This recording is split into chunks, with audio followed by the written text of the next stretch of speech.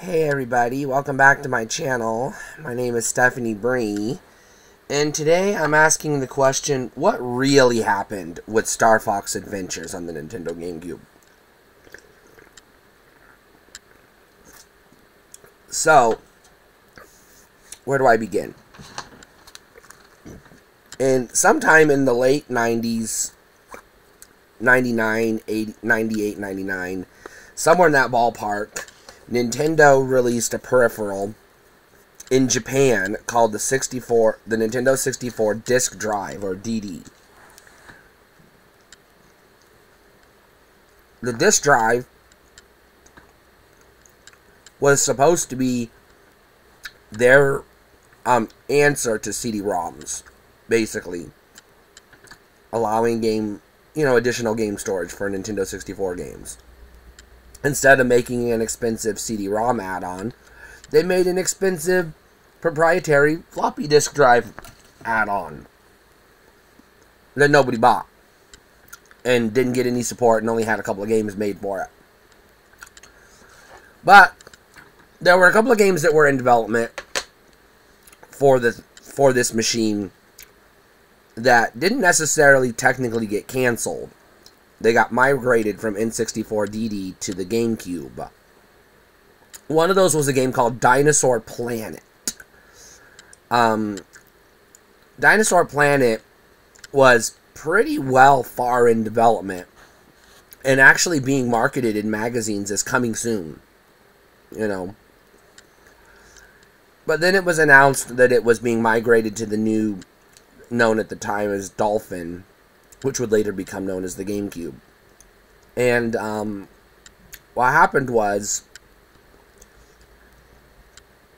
in 2000, when Nintendo unveiled the GameCube at their Space World 2000 event, they did two things that they shouldn't have done.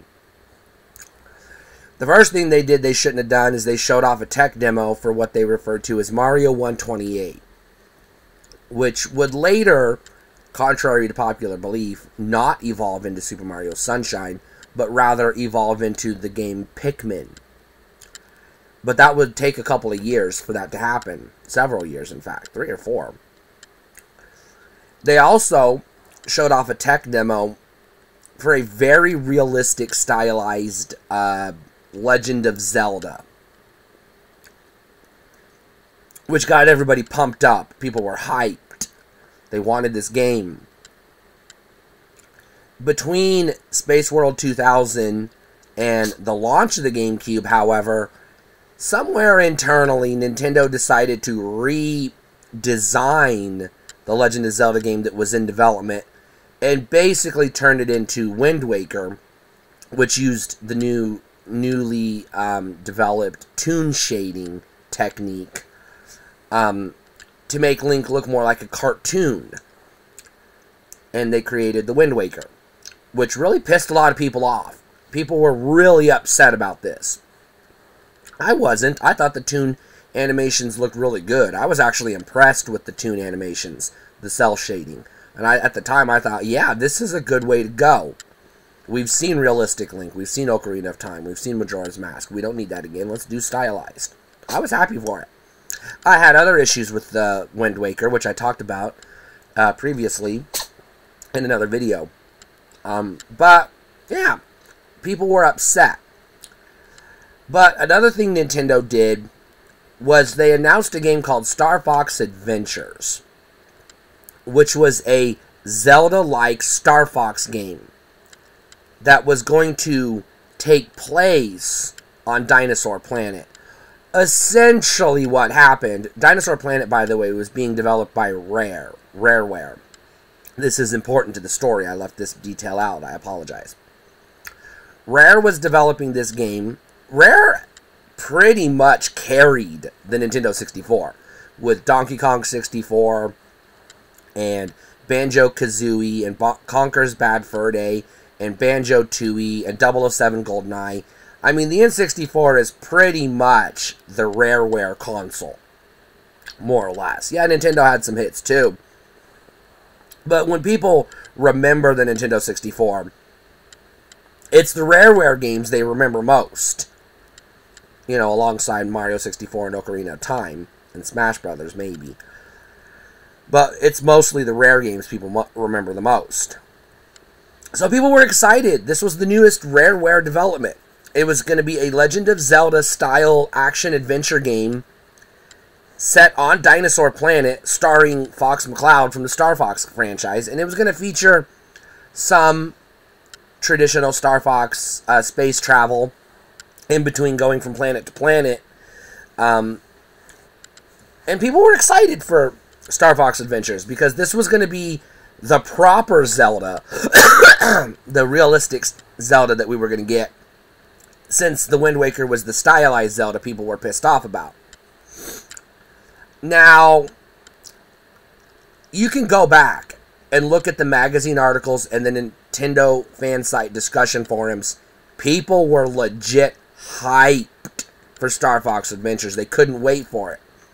The big selling point, besides being another Zelda-type game, because remember, at this time, Nintendo didn't have, in the US anyways, Fire Emblem or Xenoblade Chronicles. You know, those games hadn't come out yet. Nintendo's the closest thing you can get to an RPG-type fantasy game on a Nintendo console was Paper Mario. Well, from Nintendo themselves. Was Paper Mario, which was fun, but it wasn't a proper RPG. The N64 was very lacking in this department. Zelda isn't technically an RPG, but it scratches that RPG itch for a lot of people, because it's very similar to an RPG. And it's very inspired by RPGs. And it also inspired, heavily, other RPGs. So it's not technically an RPG, but it's in the ballpark. So to get Star Fox Adventures, it was like, alright, it's almost like a sci-fi adventure RPG set on a dinosaur planet. Kinda, sorta. You know, people were excited. It was like Nintendo's branching out. You know, doing something more than just more 3D platformers and traditional, the traditional entries in their various respective franchises.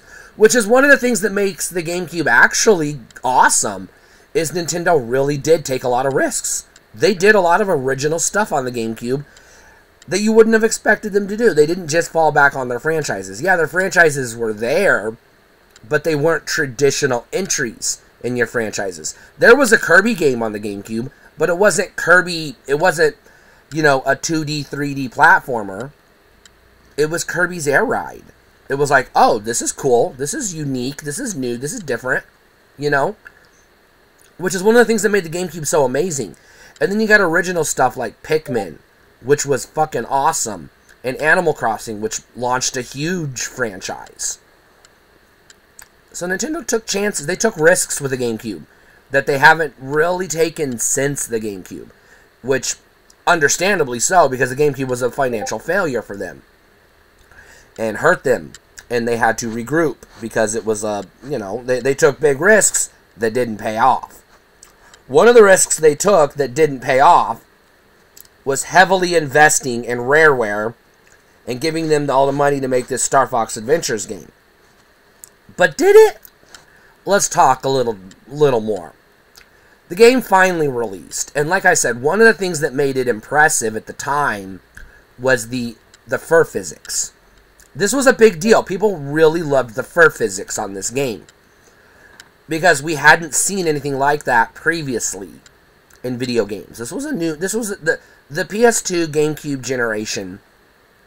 I don't use the numbers that Wikipedia uses. Whatever console generation that was probably the most innovative generation in all of video game history. No, it really was. Which is why today it's still the most successful video game generation of all video game generations. So yeah, there were a lot of cool stuff happening between 2000 and 2007, that period. A lot of innovation. Things wouldn't become samey copy-paste year after year like they are today for a while. Call of Duty hadn't even been invented yet. Hadn't even been released yet. It wasn't even a thought in anybody's brain yet. So people were hyped for Star Fox Adventures because it was a realistic-looking Zelda-type game, sci-fi action-adventure type game that was going to scratch that sci-fi futuristic RPG itch that people were desperate for on the GameCube. Because the N64 had zilch as far as RPGs go. You know, proper RPGs. Yeah, you kind of, sort of... You had like 3 or 4 games that you could put in the RPG ballpark, but they really belong outside in the tailgate. They're not actually in the game. They're not actually in the competition. But anyways, it is what it is. Anyways, so Star Fox Adventures came out, honestly, to rave reviews. People loved it. Magazines, websites, everybody gave it good, positive, very, not generally positive, like legit positive reviews. It was well received at first. However, something behind the scenes happened that caused a shift. Microsoft entered the video game console race in 2001. The same month the Nintendo GameCube launched, the Xbox launched. And while Xbox never did match PS2 in sales, and it didn't best GameCube in sales worldwide altogether, it got all its sales in North America, which we've talked about previously. North America is the crux of the gaming market. You know, we're the biggest, the US is the biggest economy in the world, on the planet Earth. So you want to be successful in the United States. Doesn't matter if you're successful anywhere else. You need to make money in the US if you want to be a successful company, a successful international company. You can be a successful local company and not even pay any attention to the US. But that's not what Microsoft is. And that's not what Nintendo is. They're international companies. Nintendo had mild success in the US. Little bit more success in Japan. And they pretty much fell flat in Europe. Nintendo's always fallen flat in Europe, to be honest. People forget this. Europe is not Nintendo's strong market. Never has been. Never has been. Japan is their strongest market, and North America kind of waffles from one generation to the next, if we're going to give a shit about what Nintendo's doing. This is all important to the story, trust me.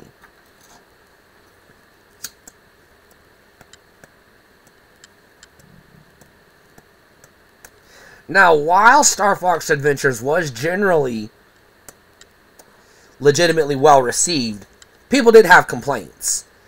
Complaint number one that people had was not enough the sci-fi Star Fox. You know, they didn't have enough space missions. This is a legit complaint in a series that has literally been nothing but space missions up to this point. And once gamers completed the game, spoilers. Once gamers completed the game and realized that the game abandoned the Dinosaur Planet storyline that you were heavily emotionally invested in this entire time for an outer space battle with the regular old boring-ass Andross, another Star Fox boss battle, it was like, oh shit, all that story, all that, everything happening on Dinosaur Planet, everything we cared about, saving the dinosaurs and everything else, didn't matter. It was all just, we gotta go blow up Andross in outer space again. Oops. That legitimately pissed people off, which turned them on the game. A lot of people started to sour on the game. At first, their souring was kind of like, well, it was a good game, but it was a disappointment, you know? But in between the pre-launch hype and the post-launch release, something literally earth-shattering happened in the world of Nintendo. Nintendo didn't want to keep investing in Rareware. Star Fox Adventures was selling well. It was financially doing good. But Nintendo, Rareware was not. Rareware was financially in trouble. Because they were getting big money from Nintendo, but that was it. That was their only source of income. Previously, Rareware had been a third-party developer that just heavily supported Nintendo, because at the time they were created, The NES was God in the video game industry, and they wanted to please God because that's how you make money. That's how you survive. Nintendo heavily invested in Rareware, sort of locking them in as a second-party developer. So they were no longer a proper independent third-party developer, but they weren't a wholly owned Nintendo first-party developer either, which is where the term second-party comes from. It's like in between first and third-party. But Nintendo relinquished their control of Rare. They said, we're not going to give you more money. We're not going to bail you out. You fucked up. You mismanaged your money. Whatever the case may be, Nintendo said, no. Our money's our money. Your money's your money. Sorry for you. Bye-bye. Microsoft swooped in and bought Rareware whole hog. They just bought them out. They just said, hey, you want money? We got money. Money ain't a problem for us. We're never going to run out of money. We got more money than all the gods. We've got all the money. So Rareware sold. They became a subsidiary, a wholly owned subsidiary of Microsoft. Big mistake for Nintendo. Not a great investment for Microsoft when they realized that the games Rare were used to making didn't mesh with the Microsoft audience, the Xbox audience. And Rare has been underutilized ever since because Microsoft's like, look, the only games you're good at making, our gamers don't want to play, so we're not giving you any more money to make games.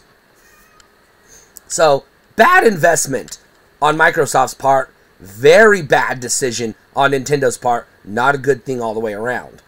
But the day the Microsoft purchase of Rare was announced, all the Nintendo gamers collectively turned on Rare.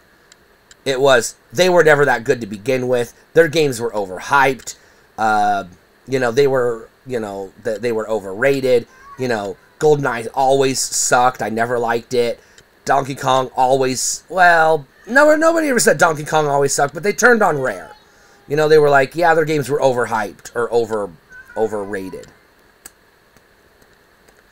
And all of a sudden, those minor nitpicks they had of Star Fox Adventures were overblown and became deal breakers all of a sudden. They were minor nitpicks before the Rare announcement.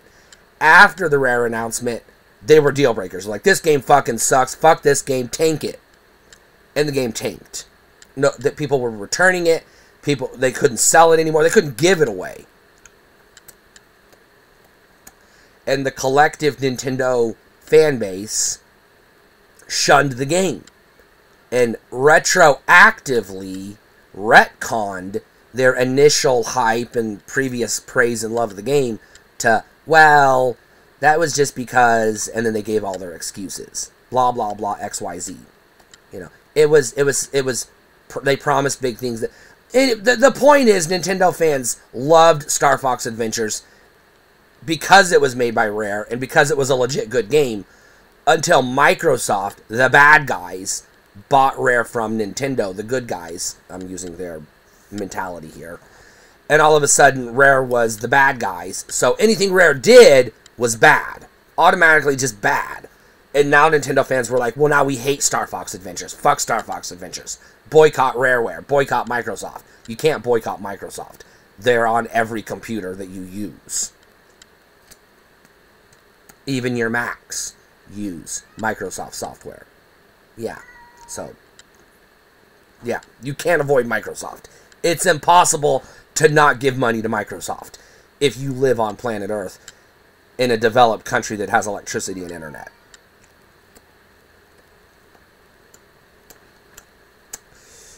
So, which is everybody who's a gamer, pretty much.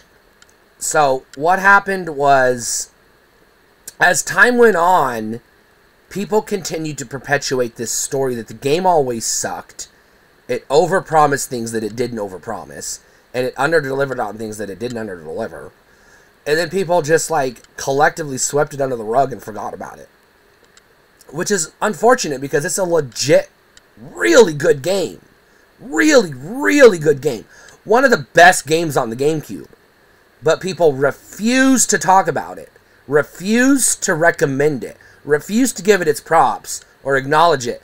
simply because Nintendo sold Rare to Microsoft, which isn't what technically happened, but that's the perception. And because that happened, Rare are the bad guys. And so everything Rare did is bad. Now, as time went even further on, people have begun to reevaluate Star Fox Adventures. And they've begun to reevaluate the GameCube. Because they're like, oh shit, we missed out on a pretty awesome console that had some dope-ass games. Oops. I didn't. I was right there and smack dab in the middle of it. GameCube is my favorite game console of all time, and that's never going to change. Because nothing's ever going to recapture the magic of the GameCube. In my mind. But I don't think anything ever can. The GameCube was special in so many ways.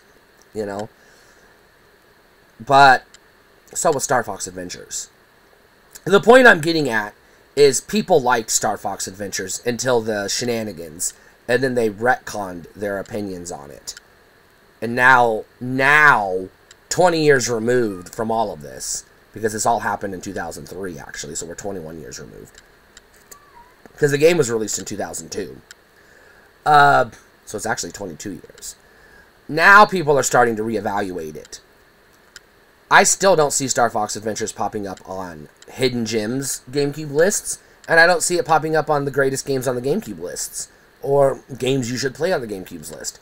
It usually shows up on games to avoid on GameCube's list, which is really stupid because it's not a bad game at all. I mean, literally at all.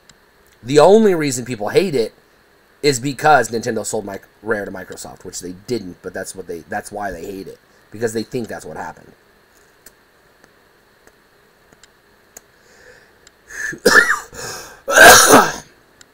Considering Nintendo replaced Rare in their catalog with Retro, and Retro gave us Metroid Prime, and eventually Donkey Kong Country Returns, I'd say Nintendo did okay in the end.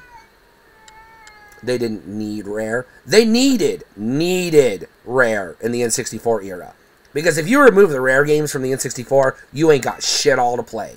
You got Mario 64, you got Zelda, and then you're sitting there twiddling your thumbs for 4 years waiting for games to come out. Or you did what I did, and you bought a PlayStation and an N64 the same day because you knew the goddamn droughts were going to be unbearable on the N64. At least with PlayStation, you got something to play while you're waiting for the greater N64 games to come out. Which they did. N64 did. When a game dropped on the N64, it was a hit. It was a mega hit. But they were so few and far between, it was like, do I really want to sit here and wait 3 months for the next game to come out? No. I did that too many times. Because while the droughts weren't as bad on the GameCube as they were on the N64, they were still pretty bad. They were even worse on the Wii U. Because all you got on the Wii U was, hey, our new game for this month is an NES ROM you already bought on the Wii, but we want you to buy it again. Ha ha ha. And it was like, fuck off. No thanks. The Wii U is a whole separate topic for another day. Which, by the way, I do actually love the Wii U. Anyways, I think people should reconsider and reevaluate Star Fox Adventures because it's one of my favorite games on the GameCube. It is. It's one of the legitimately best. It's one of the legitimately best games on the GameCube. And I'll say it. I'll say it to your face. It's better than the Wind Waker. It is. It's a better experience than Wind Waker. There you go. Have fun. Stay cool.